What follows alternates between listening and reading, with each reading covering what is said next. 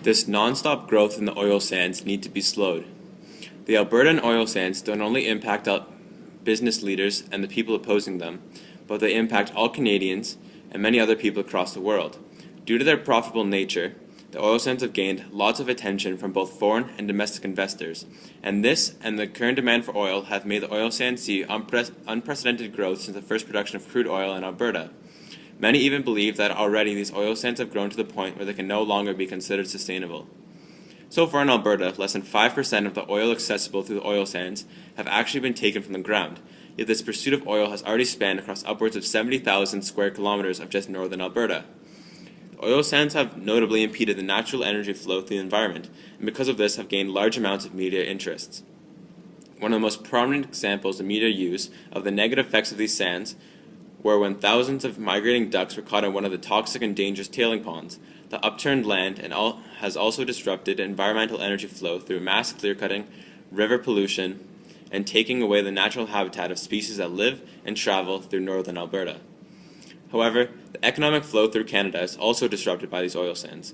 As the oil sands grow and in turn drive up the price of oil, it is very apparent that other provinces with industries such as manufacturing and forestry are being harmed by the competitive edge they lose with a rising Canadian dollar. This is also known as Dutch disease. The woes are beginning to show across the country. In 2009, when the oil sands operation was in full swing, for the first time ever, Ontario needed federal equalization payments.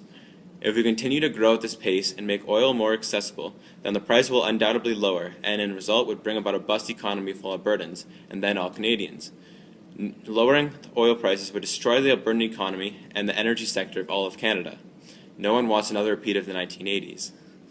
The oil sands have also grown so rapidly that the technology can't grow within the industry to assist with the environmental sustainability.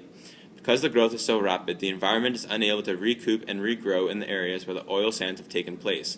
Fortunately, science is slowly catching up and maintaining with the speed of development in the oil sands. Science is currently developing cleaner and greener methods of both extraction and processing of crude into usable oil. The Albertan government is so confident in these technologies that they are vowing to reduce greenhouse gas emissions in Alberta by 14% by the year 2050, which is a huge step forward. Through these new developments, and if we focus on sustainability, we could work on eliminating the tailing ponds, working on greener methods for extraction, and focusing on the rehabilitation of the environment after the operations are done. Slowing oil production and growth would allow these changes by getting companies to invest more money in green technologies instead of focusing funds on only expanding the oil sands.